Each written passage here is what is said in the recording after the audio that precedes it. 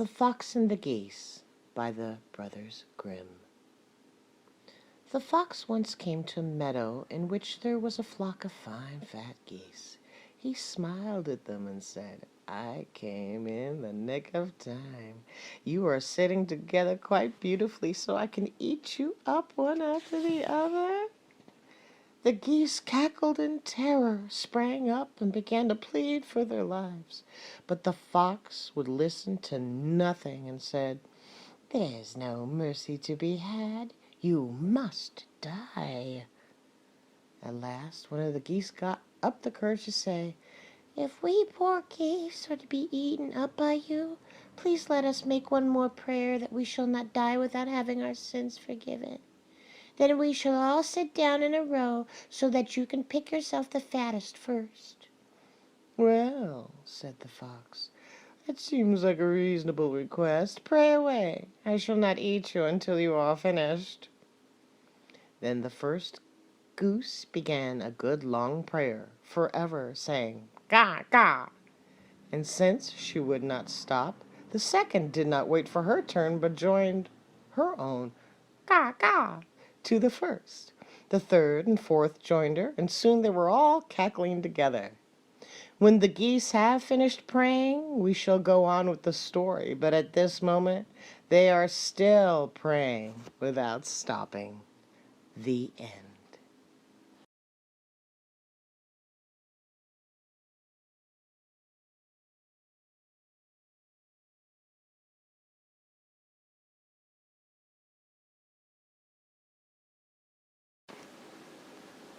Why the bear is stumpy-tailed. One day the bear met the fox, who came slinking along with a string of fish he had stolen. "Where'd you get those from?" asked the bear.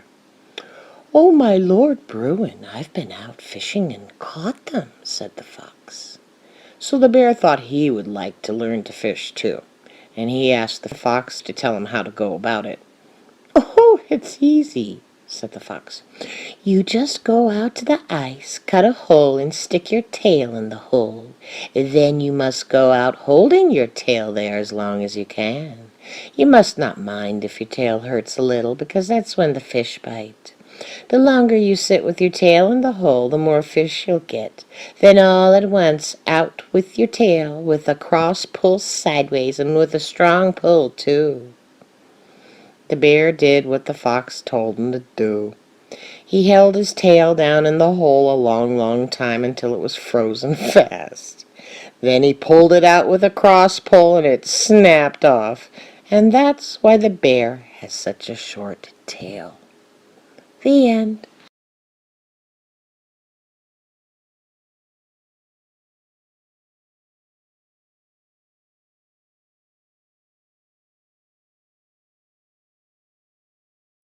The Three Billy Goats Gruff. Once upon a time there were 3 billy goats who were to go up to the hillside to make themselves fat, and the name of all 3 was Gruff. On the way up was a bridge over a stream they had to cross. Under the bridge lived a great ugly troll, with eyes as big as saucers and a nose as long as a poker. So first of all comes the youngest billy goat Gruff to cross the bridge. Trip, trap, went the bridge. "Who's tripping over my bridge?" roared the troll. "Oh, it is only I, the tiniest billy goat Gruff, and I'm going up to the hillside to make myself fat," said the billy goat with such a small voice. "Now I'm going to gobble you up," said the troll. "Oh no, pray don't take me. I'm too little, that I am," said the billy goat.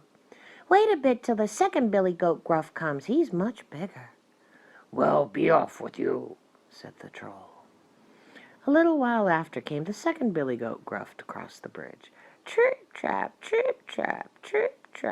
went the bridge. "Who's tripping over my bridge?" roared the troll. "Oh, it's the second billy goat Gruff, and I'm going up to the hillside to make myself fat," said the billy goat, who hadn't such a small voice. "Now I'm going to gobble you up," said the troll. "Oh no, don't take me. Wait a little till the big billy goat Gruff comes. He's much bigger," "Very well, be off with you," said the troll. But just then up came the big billy goat Gruff. "Trip, trap, trip, trap, trip, trap," went the bridge, for the billy goat was so heavy that the bridge creaked and groaned under him. "Who's tramping over my bridge?" roared the troll. "It is I, the big billy goat Gruff," said the billy goat, who had an ugly hoarse voice of his own. "Now I'm going to gobble you up," roared the troll. "Well, come along, I've got 2 spears, and I'll poke your eyeballs out at your ears. I've got besides 2 curling stones, and I'll crush you to bits, body and bones." That was what the big billy goat said. And so he flew at the troll and poked his eyes out with his horns, and crushed him to bits, body and bones, and tossed him away out into the deepest part of the stream. Afterwards, the big billy goat went up the hillside. There the 3 billy goats got so fat they could hardly walk home again. And if the fat has not fallen off them, why, they're still fat. And so, snip, snap, snout, this tale's told out. The end.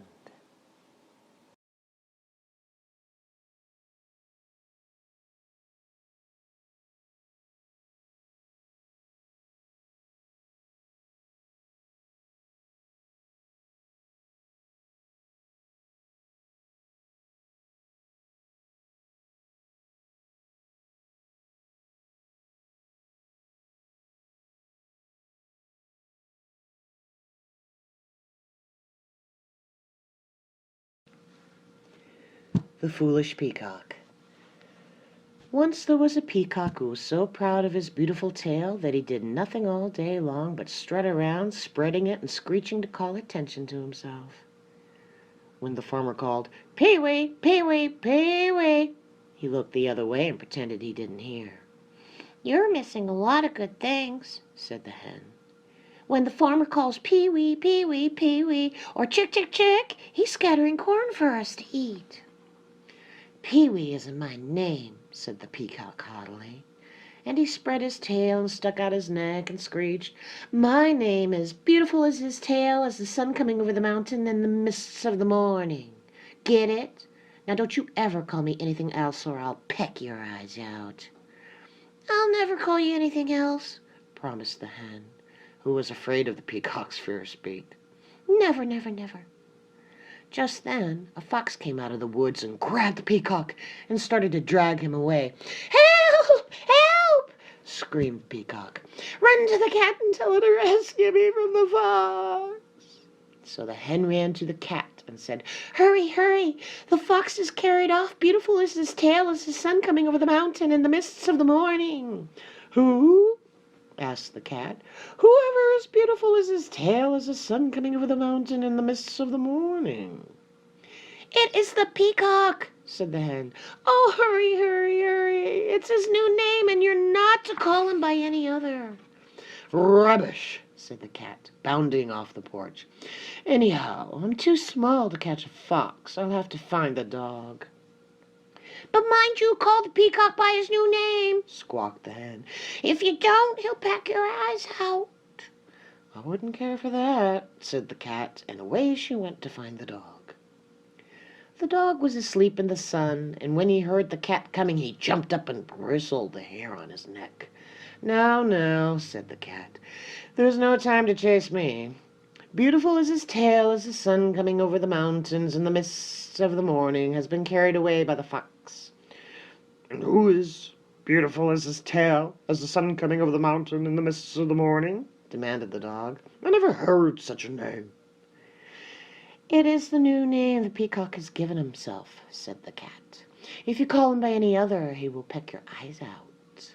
"Well," said the dog, "I don't want my eyes pecked out, but by the same token, I don't want to waste my time rescuing a bird with such a long name. I'll go and find the farmer." And away he ran to the farmer who was mowing the hay. "Master, master," he barked, "beautiful as his tail, as the sun coming over the mountain in the mists of the morning, has been carried away by the fox." "What did you say?" asked the farmer, who was a little deaf. "Who's been carried away by the fox?" "Beautiful is his tail as the sun coming over the mountain in the mists of the morning," repeated the dog. "I get it," said the farmer, shaking his head. "I thought 'twas a whole family you were talking about. But who is beautiful as his tail as the sun coming over the mountains in the mists of the morning?" "It's the peacock," said the dog. "He's given himself a new name, and don't you call him by any other, or he'll peck your eyes out." "I'll wring his neck," shouted the farmer, and away he ran to rescue the peacock.